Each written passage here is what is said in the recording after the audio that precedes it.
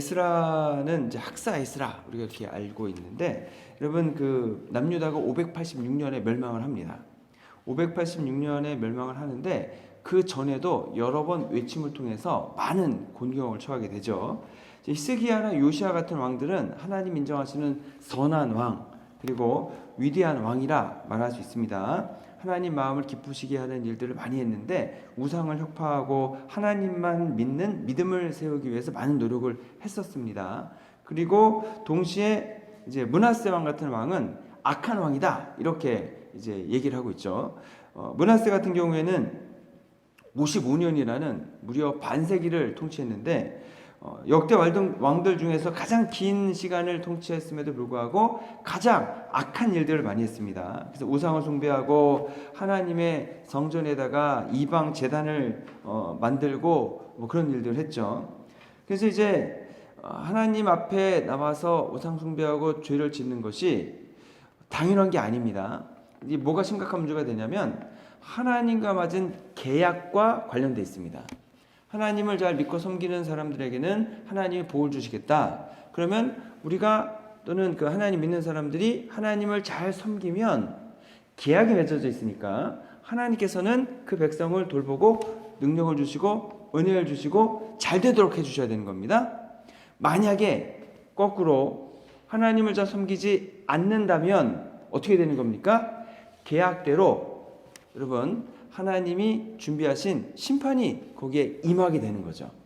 근데 사람들 어떻게 생각하냐면 그런 계약을 이제 내가 맺은 게 아니니까, 우리 조상들이 맺은 거니까 나랑 무슨 상관이 있는가, 그리고 내가 직접 태어나서 자라면서 내가 맺은 게 아니니까 상관이 없다라고 생각합니다. 그런데 그렇지가 않다는 겁니다.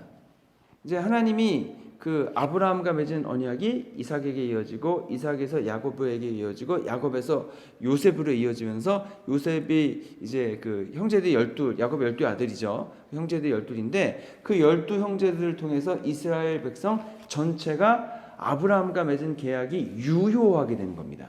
그래서 계약을 갱신한다는 표현을 쓰기도 하죠. 예를 들어서 이거 어떻게 이해해야 되냐면, 여러분 한국하고 미국하고 조약을 맺었어요. 그러면 내가 조약을 안 맺었는데 내가 그 법을 왜 따라야 돼? 이렇게 생각한다고 해서 여러분 그게 되겠습니까? 한국하고 미국하고 조약을 맺었으면, 나라의 리더들이 조약을 맺었으면 그 영향력이 어디에 미쳐요? 국가 전체, 그리고 국민 전체에 미치는 거잖아요. 마찬가지로 하나님과 이스라엘 백성 개개인이 맺은 게 아니고 하나님과 이스라엘 민족 전체가 계약을 맺은 겁니다. 그러면 민족 전체가 계약을 맺었다는 것은 세대에서 세대로 계속 이어지는 거죠. 그래서 내가 태어났을 때에 나는 하나님 안 믿기로 결정했어 라고 했을 때에 하나님과 내가 별개로 분리돼 가지고 따로 있는 게 아니고 하나님을 믿는 민족 구성원 안에 내가 있으면은 그 계약의 영향을 받게 되는 겁니다.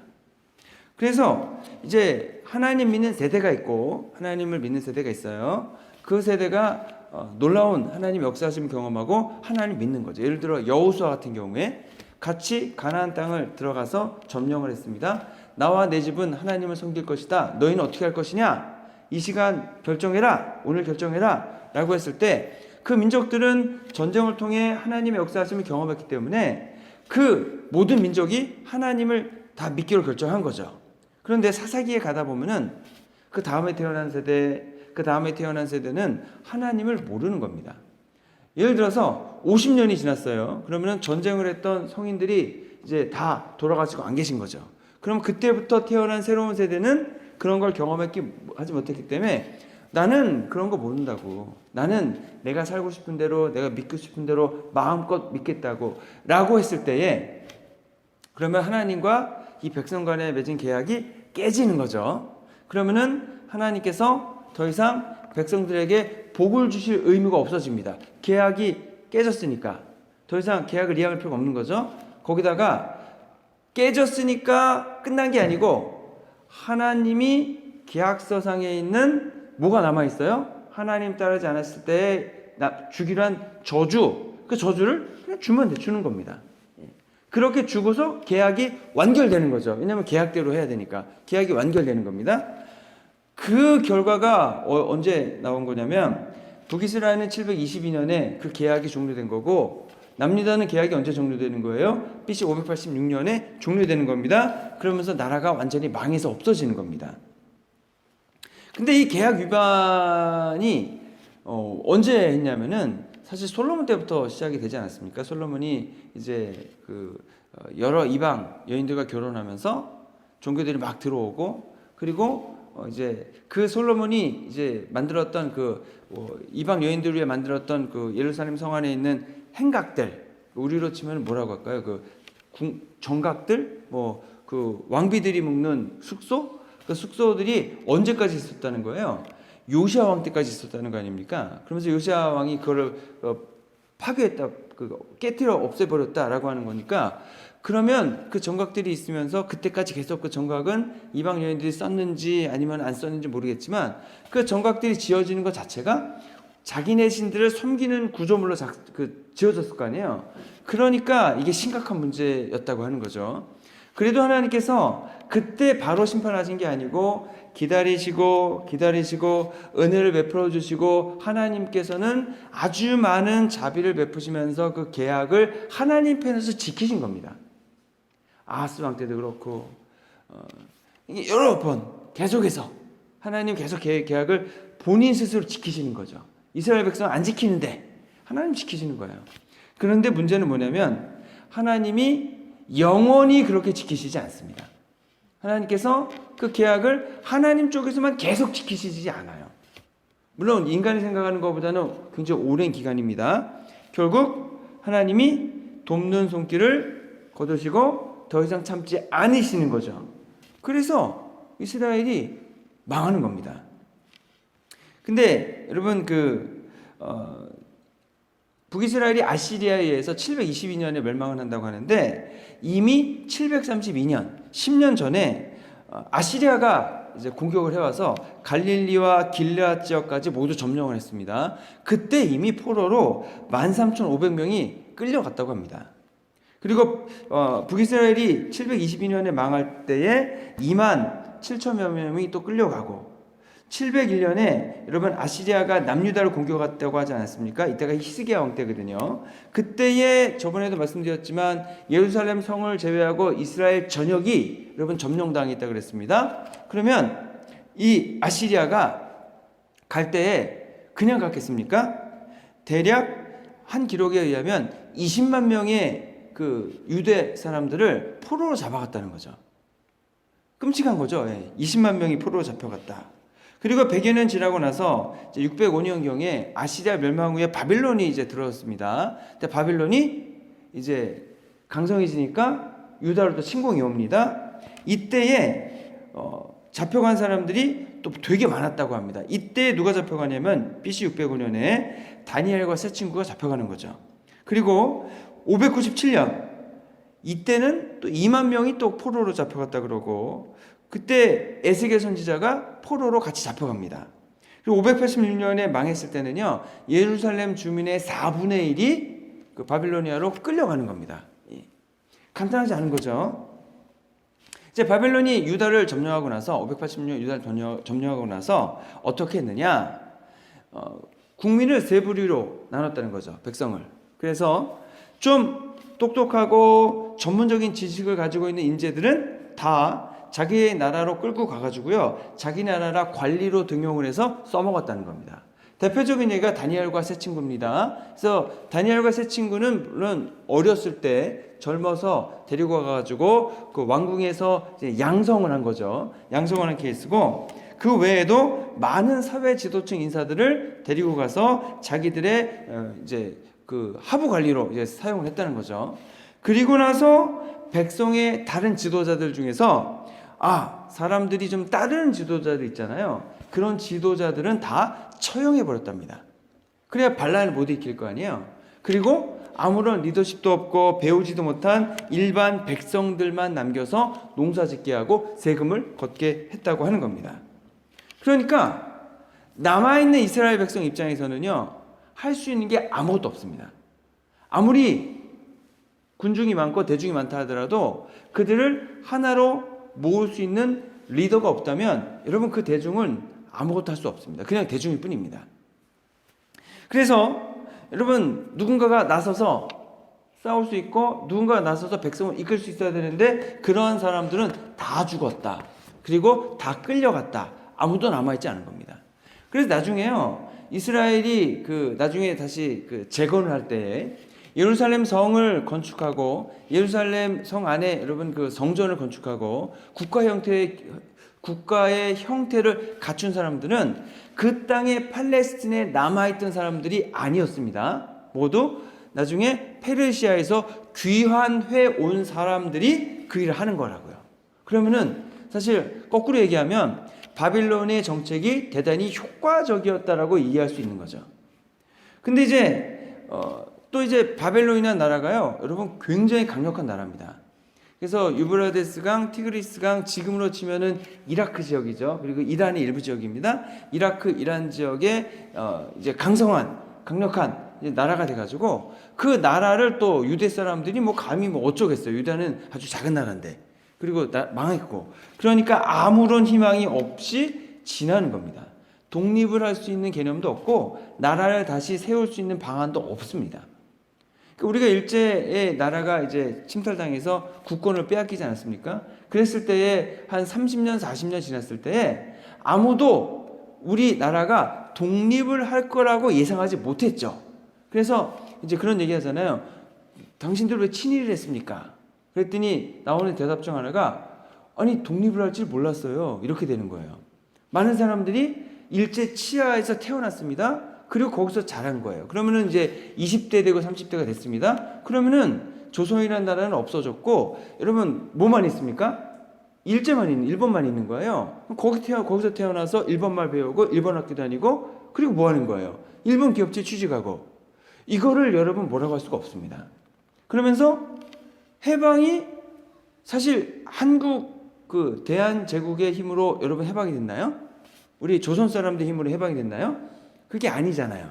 그냥 미국과 함께한 연합군이 일본을 멸망시키니까 해방이 그냥 거저 주어지지 않았습니까? 이건 우리가 한 해방이 아닙니다. 한국 사람들이 한.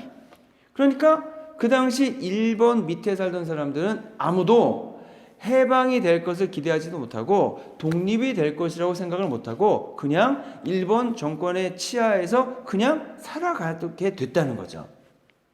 마찬가지로 유대 사람들도요, 북이스라엘은 이미 없어졌습니다. 북이스라엘 10개 지파는요, 이미 아시리아 제국에서 다 흩어져서 사라졌어요.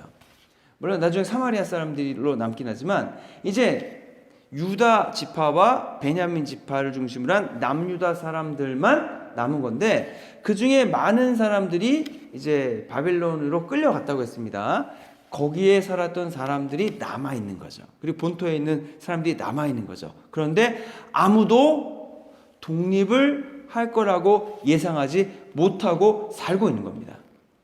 그렇게 살고 있는데 48년이 지났는데 여러분 다르게 말하면 나라 다니엘이 끌려가고 68년이 지났습니다. 538년에 전혀 예상하지 못한 일이 발생했습니다. 무슨 일이냐면 갑자기 바빌론이 망했어요. 여러분 나라가 망하려면 다른 나라가 침공해 와야 되지 않습니까? 침공이 와가지고 전쟁도 하고 뭐 하면서 싸우기도 하고 그러면서 망하는 거 아니에요? 그러면서 지고 그러는 건데 이 나라는요 어느 날 갑자기 하루아침에 망했어요. 우리가 이제 다니엘서 읽어보다 보면은 이제 다니엘서에 벨사살 왕이라는 왕이 나옵니다. 바벨론의 벨사살 왕이 나오는데 이분이 굉장히 이렇게 폭군이에요, 폭군. 우리로 치면 굉장히 허랑방탕하게 사는 거죠. 그러면서 성대한 연애를 베풀고서 있는데 벽에 뭐라고 쓰여졌죠. 그래가지고 이 글자가 뭐냐? 그래서 다니엘을 불러와서 그거를 해석하게 하죠. 그랬는데 여러분 그 다음날 성대한 연애를 베풀고 놀고 먹고 있는데 그날 적군이 메데 바사군이 공격해 와서 대기하고 있었고 성문이 그냥 열립니다. 그래서 메데 바사군이 아무런 저항 없이 성문을 들어와가지고 바벨론 궁을 점령해 버립니다. 무슨 말이냐면은 하도 이 벨사살 왕이 이제 학정을 하니까 성 사람들이 그냥 이보다 적국이 더 낫겠다 하고서요 그냥 그 밤에 성문을 열어줬다는 거예요. 그래서 바벨론이 하루씩 망하게 됩니다. 그래가지고 여러분 다니엘 6장을 보면은 벨사살 왕이 죽을 때에 메대 사람 다리오가 62세의 나라를 얻었다고 나옵니다. 그리고 나서 무슨 일이 생기냐면 다니엘이 사자굴 들어가는 사건이 생깁니다. 근데 다니엘이 살았단 말이에요. 그러고 나서 다리오 왕이 하나님을 알게 됩니다. 그리고 몇 달 지나지 않아서 왕위를 사위인 고레스 왕에게 넘겨주고 고레스가 법령을 반포하는데 뭐라고 나오냐면 포로로 끌려왔던 이스라엘 사람들은 자기 나라로 돌아가도 괜찮다.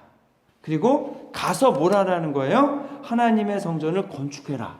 그리고 건축하는 데 드는 비용은 국고에서 도와주겠다. 이러한 칙령을 반포합니다. 아무도 이스라엘 사람들은, 유다 사람들은 기대하지 못했던 일이 생기는 거죠.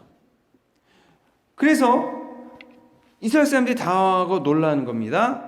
이스라엘 백성이 뭔가를 잘해서 이러한 반포가 있었던 게 아닙니다. 하나님이 주권적으로 역사해 주신 거죠. 그래서 이거를 어떻게 할 수 있냐면 예레미야 25장 11절 12절 말씀을 같이 한번 읽어보겠습니다.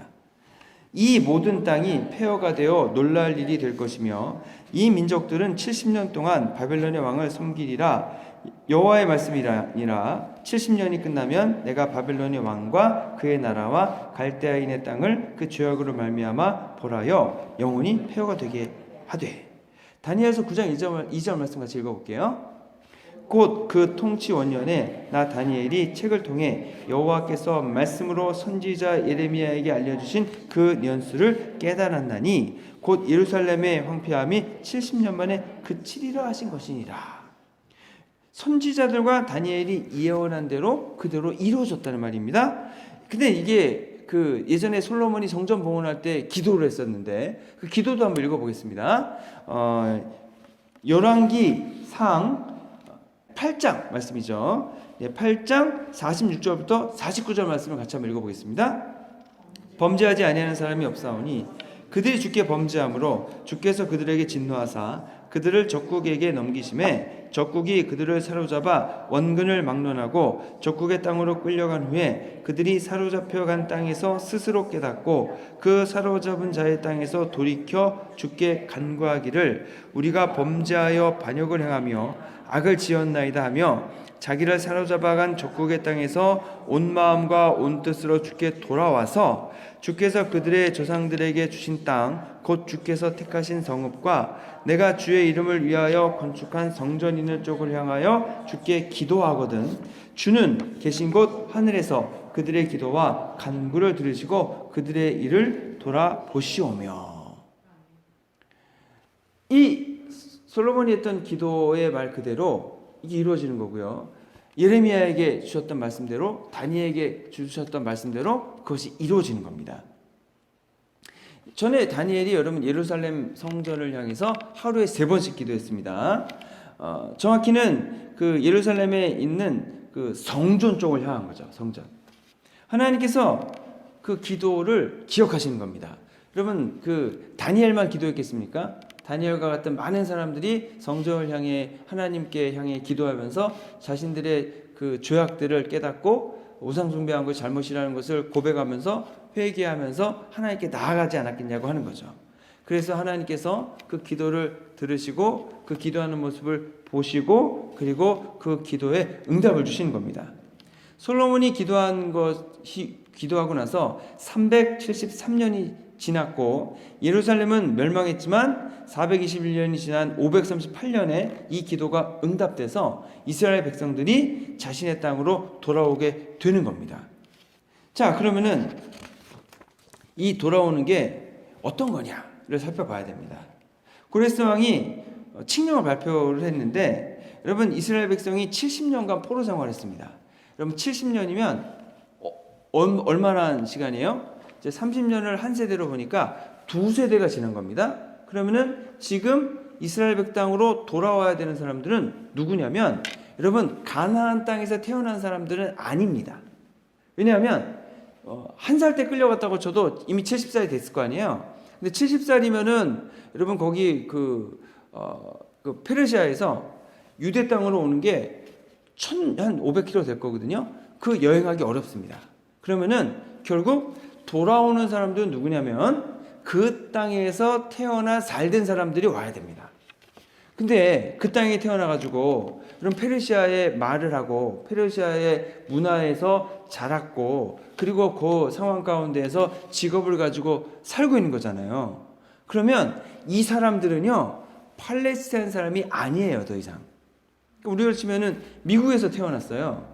미국에서 태어나서 여기서 학교 다니고 여기서 그 미국 언어 배우고 문화 배우고 여기서 직장 가지고 살아갔던 사람이에요. 근데 이런 사람들이 갑자기 한국에 가서 뭔가를 해야 돼요. 이게 쉽겠냐는 거죠. 너무 어렵다는 거예요.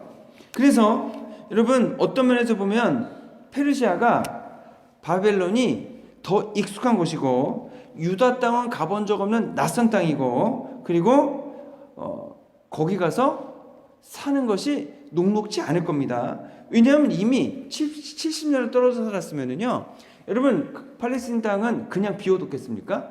거기에는 거기 사는 사람들이 있겠죠. 근데 이쪽에서 다시 돌아왔다 그래서 그 땅의 권한을 어떻게 주장하겠습니까?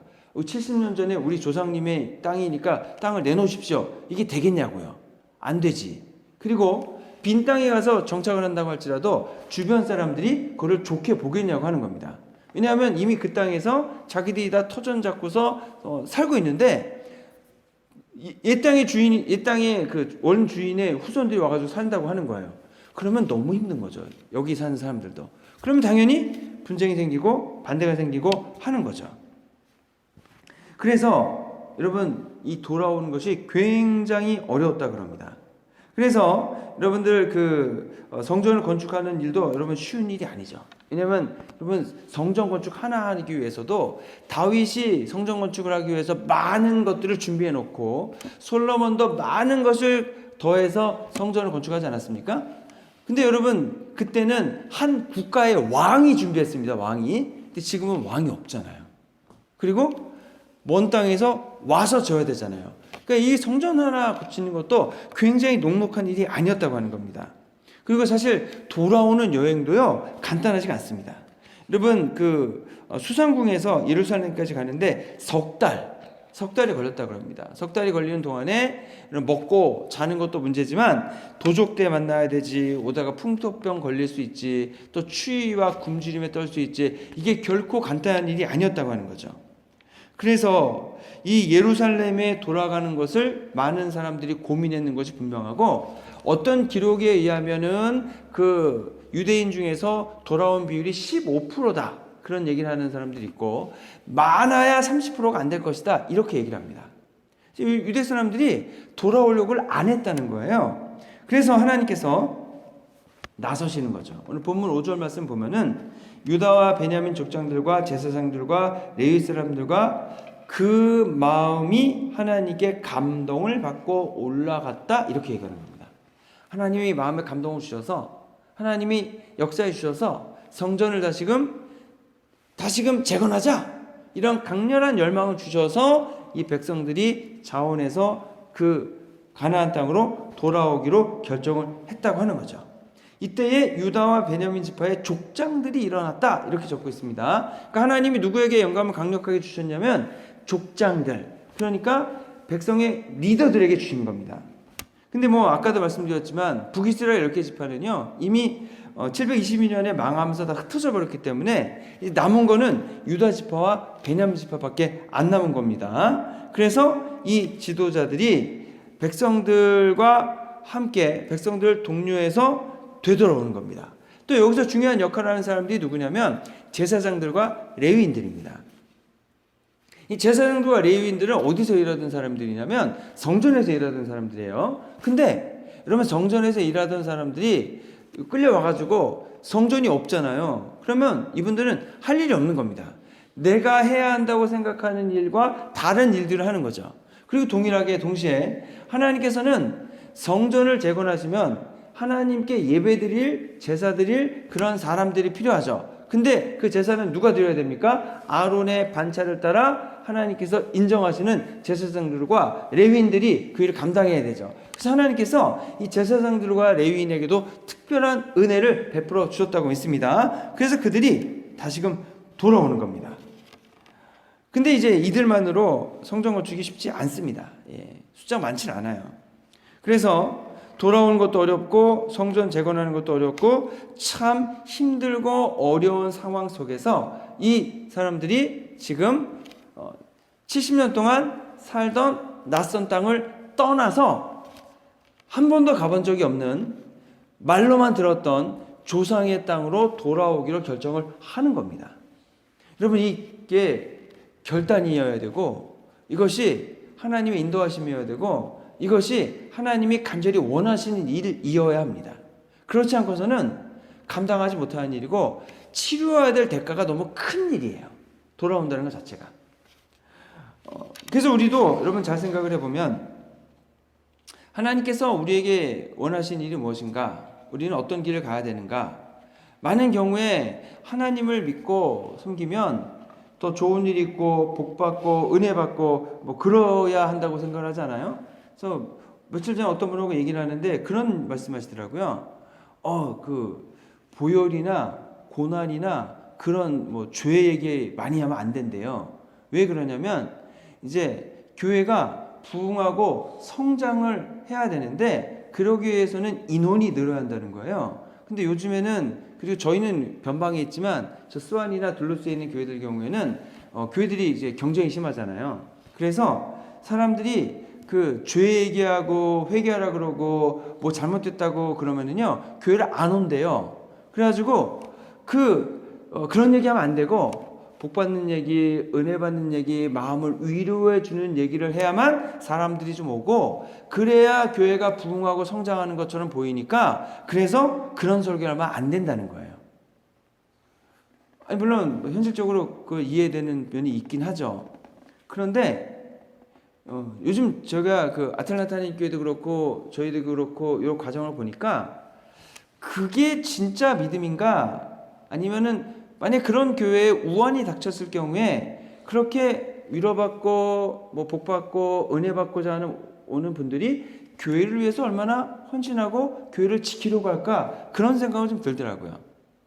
아니 물론 저도 뭐 복받는 설교하고 은혜 받는 설교하고 마음에 위로되는 설교를 좀 더 해야 될 필요성이 있죠. 예. 제가 강의 설교하다 보니까 이제 본문에서 하고자 하는 얘기를 여러분에게 전해드리다 보니까 이제 그런 얘기 많이 못하거나, 저도 많이 해야 될 필요는 있지만, 그럼에도 불구하고 중요한 것 중 하나는 하나님이 이루고자 하는 일이 있으시고 우리가 그 일을 이루는 데에 쓰임받는 일꾼이 되는 것이 훨씬 복되지 않나, 이런 생각을 하는 겁니다.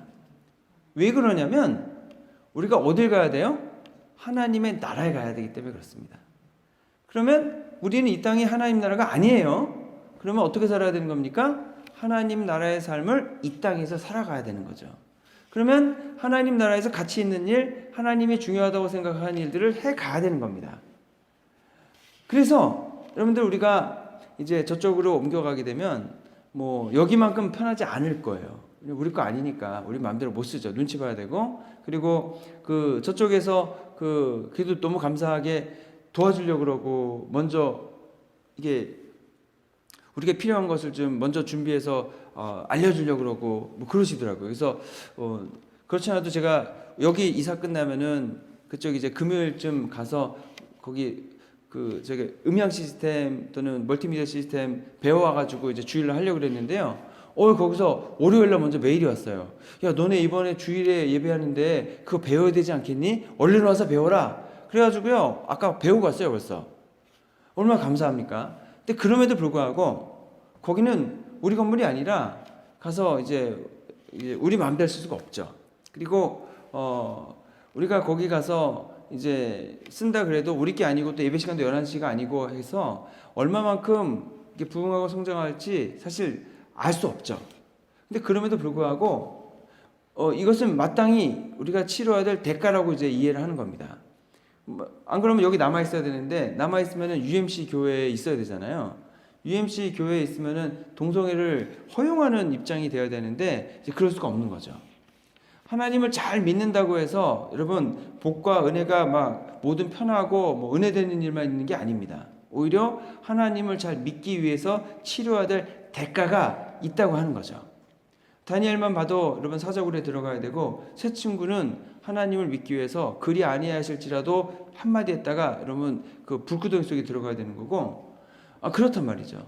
그리고 다니엘과 세 친구만 해도 왕궁에서 여러분 그 훈련 받을 때에 내가 왕에게 드려진, 왕의 신에게 드려진 고기를 먹지 않겠다고 하는 바람에 풀만 먹고 살아야 되잖아요. 요즘 물론 뭐 채식주의자들이 그러면 그건 당연한 거라고 얘기하겠지만 그렇진 않잖아요. 얼마나 공고함과 여러분 그런 것을 감수해야 되냐고 하는 거죠. 그래서 하나님을 잘 믿는 게 중요하지, 하나님이 원하시는 삶을 살아가는 게 중요하지, 내가 보기에 풍요롭고 내가 보기에 좋은 것만 쫓아가는 것이 그렇게 바람직하지는 않다라고 하는 겁니다. 여기 70년 동안 바벨론과 페르시아에 살았던 사람들이 꼭 여러분 돌아가서 꼭 성전을 재건하지 않아도 되는 겁니다. 그런데 하나님이 원하시는 일을 자원해서 선택하는 사람들이 있고, 그 사람들은 자신의 삶의 터전을 다 정리해야 되고 한 번도 살아보지 않은 땅으로 가야 하고, 거기 간다 그래서 성공과 더 좋은 것이 기다리고 있다는 보장이 절대 없는 겁니다. 거긴 가서 고생하고 가서 수고해야 한다는 거죠. 왜 그래야 되느냐? 하나님이 원하시기 때문에, 하나님 원하시는 성전을 재건하는 것이기 때문에 그렇습니다. 그럼 그 성전 재건하는 것이 그렇게 가치 있는 일인가? 그건 뭐 사람마다 다르겠지만, 여러분 그 성전이 결국 어떻게 됩니까? 나중에 멸망해서 파괴되죠, 어차피. 하지만 그 성전이 있어야 하나님을 만나 나가고 하나님께 예배한다는 겁니다. 그리고 하나님 임재하신 하나님의 집에서 하나님을 섬기는 거죠. 그것은 또 매우 중요한 것이 되는 겁니다.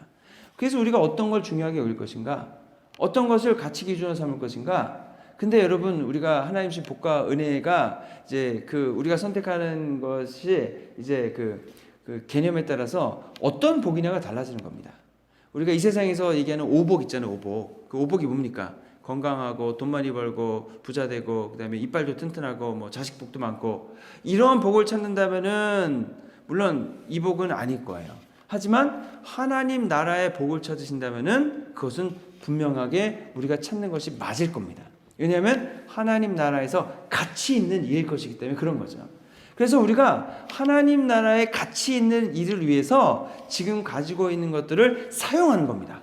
그리고 사용하는 것이고, 그 사용함에 있어서 때로 그 사용하는 것 때문에 우리가 여기 삶이 빈곤해질 수도 있고 공고해질 수도 있고, 우리의 가지고 있는 열정이 거기 사용을 다 했으니까 당연히 없게 되는 거죠. 그럼에도 불구하고 그것이 하나님 나라에서 가치 있는 일이라고 한다면 할 만한 가치가 있는 것이고, 또 그 일을 해야 하는 겁니다.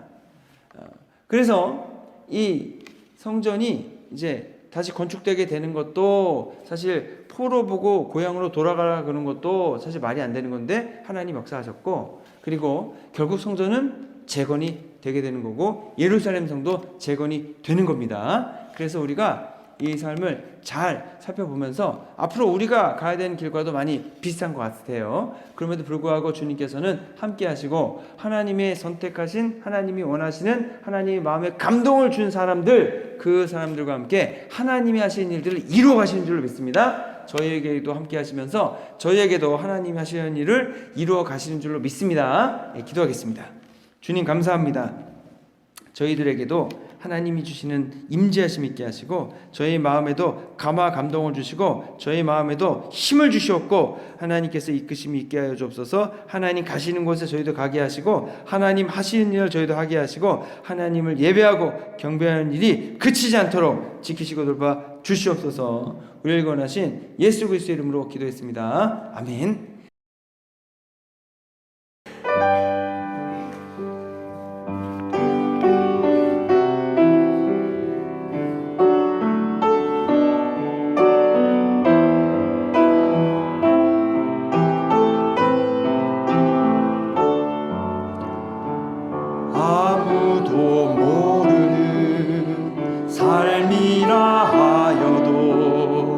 스치듯 지나는 삶이라 하여도 후회하지 않고 오늘을 사는 것은 가장 귀한 삶을 알미라. 내가 꿈꾸는 일 이루지 못해도 내가 바라는 것 다 갖지 못해도 낙심하지 않고 오늘을 사는 것은 가장 귀한 삶을 알미라. 내가 복음을 알고 내가 복음을 믿고 내가 복음을 전하며 살아간다면 나의 삶은 가장 귀한 삶이라. 내가 예수를 알고 내가 예수를 믿고 내가 예수를 전하며 살아간다면 나의 삶은 가장 귀한 삶이라.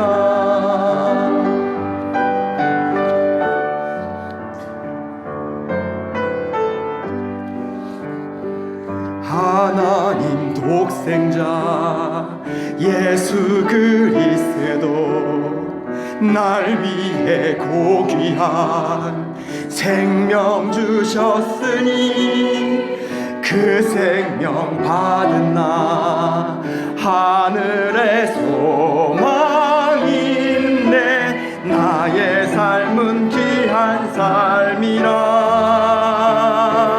내가 복음을 알고 내가 복음을 믿고 내가 복음을 전하며 살아간다면 나의 삶은 가장 귀한 삶이라. 내가 예수를 알고 내가 예수를 믿고 내가 예수를 전하며 살아간다면 나의 삶은 가장 귀한 삶이라.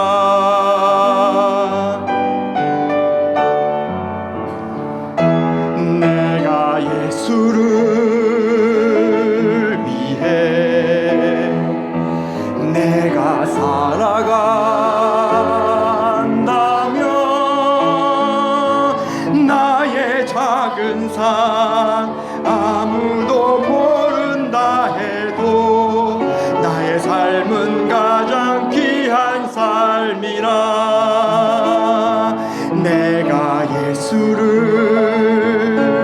위해 내가 살아간다면 나의 작은 삶 아무도 모른다 해도 나의 삶은 가장 귀한 삶이라. 내가 예수를 위해 내가 살아간다면 나의 작은 삶 아무도 모른다 해도 나의 삶은 가장 귀한 삶이라. 나의 삶은 가장 귀한 삶이라.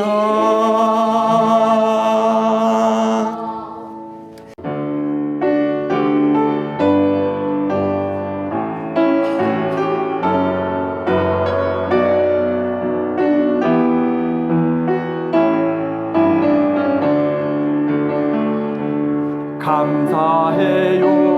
깨닫지 못했었는데 내가 얼마나 소중한 존재라는 걸 태초부터 지금까지 하나님의 사랑은 항상 날 향하고 있었다는 걸 고마워요.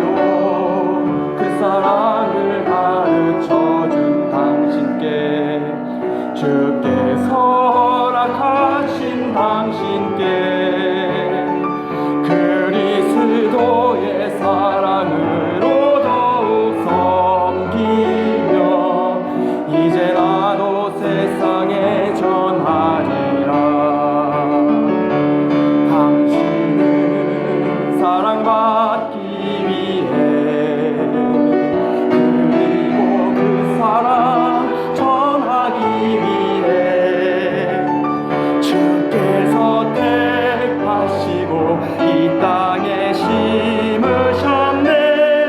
또 하나의 열매를 바라시며 감사해요. 깨닫지 못했었는데 내가 얼마나 소중한 존재라는 걸.